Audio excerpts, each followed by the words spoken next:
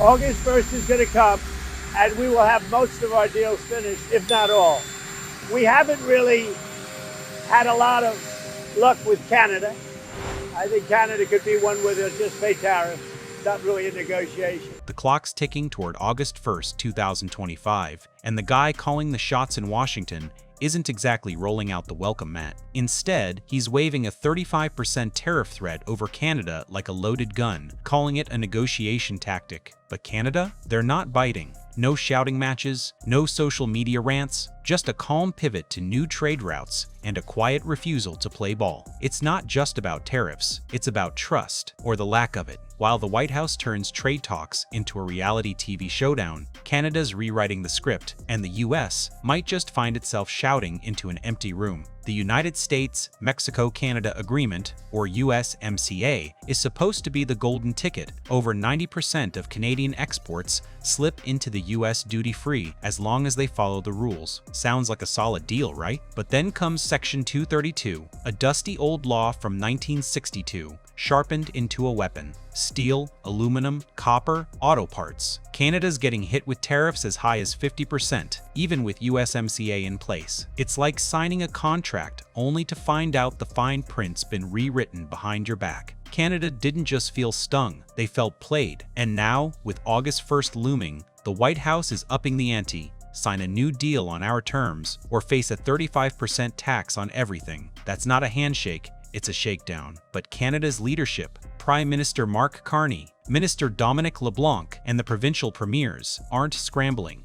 They're standing firm, saying, "No deal beats a bad deal rushed under pressure." It's not defiance, it's dignity. What's Canada doing instead of caving? They're redirecting their focus. Trade data tells the story. Canadian exports to the US dropped from 75.9% to 68.3% of their total between May 2024 and May 2025, one of the sharpest slides in recent history. Nearly a third of Canadian companies are pulling away from US trade entirely, and 37% are sourcing materials from other countries. This isn't a tantrum, it's a calculated shift. Canada's not just dodging tariffs, they're rethinking their entire economic map. While the US president swings tariffs like a sledgehammer, Canada's response is surgical quiet, deliberate, and focused on long-term resilience. USMCA might still exist on paper, but the trust it was built on, that's long gone. The White House loves its theatrics, framing August 1st as some grand showdown. But Canada's playing a different game, looking ahead to July 2026, when USMCA's joint review kicks in. That's the real moment of truth. The agreement's review clause says the US, Canada, and Mexico have to sit down and decide whether to extend the deal for another 16 years or let it die. The US built that clause thinking it'd be leverage, but Canada's not sweating it.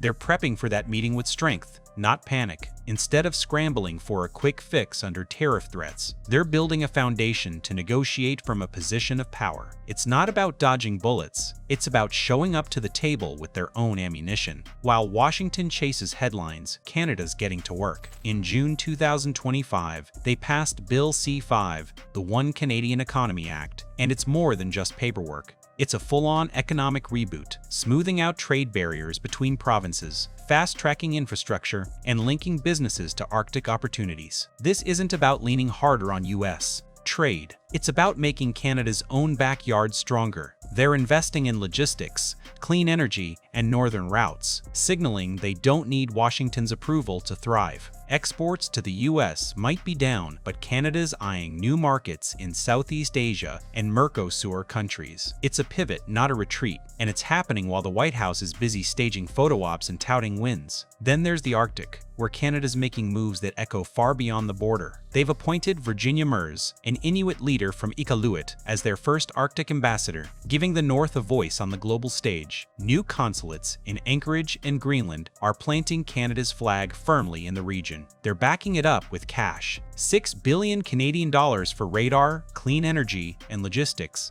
plus another $420 million for military and Inuit-led surveillance. This isn't just about ice and snow. The Arctic's a gold mine of lithium, cobalt, and rare earth minerals, critical for everything from electric cars to defense tech. Canada's partnering with indigenous communities to control those resources, not leaving it to bureaucrats or foreign powers. The message to the US: no respect for fair trade or indigenous sovereignty, no access to the prize. While the White House tosses tariffs like parade candy, Canada's building a northern fortress with real staying power. The US might think it's calling the shots, but Canada's not waiting for an invitation. At the Arctic Council's recent chairmanship handover from Norway to Greenland under Denmark's flag, Canada pulled Denmark, Norway, and Greenland into tighter alignment without much input from the US. Meanwhile, America's dangerously hooked on foreign minerals, importing over 70% of its rare earths from China, per a 2024 US Geological Survey report. Canada's carving out its own slice of that pie, with indigenous-led governance and infrastructure to back it up. The White House is too busy chasing quick headlines to notice it's being sidelined in a region where Russia and China are charging ahead. Canada's not just holding ground, they're claiming it. This isn't just a Canada problem, it's a pattern. Mexico's in on it too, quietly hashing out a trade strategy with Canada that doesn't need a US green light. After both got hit with tariff threats, they turned Washington's ultimatum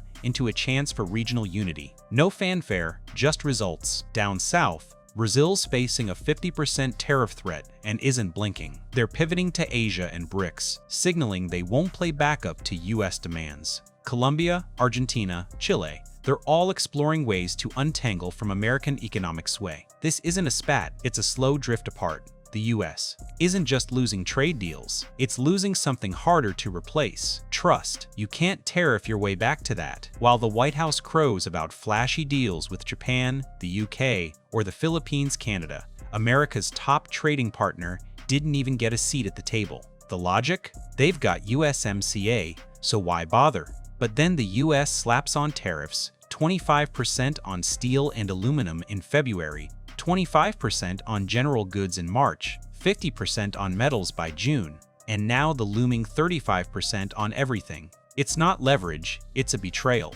Canada's exports to the US are down from 75% to 68% of their total by mid-2025, a seismic shift. Companies are bailing on US supply chains, and Ottawa's scouting new partners. This isn't a knee-jerk reaction, it's a deliberate rewiring of trade flows. Canada's not chasing applause, they're chasing stability. The guy in the White House might love his megaphone, but Canada's response is louder in its silence. They're not storming off, they're stepping back, redirecting their future without asking permission. The USMCA is still there, but its spirit's been gutted. Come July 2026, when the review rolls around, Canada's not showing up to beg. They're building resilience, from Arctic resources to new trade corridors, while the US burns through allies for a quick headline.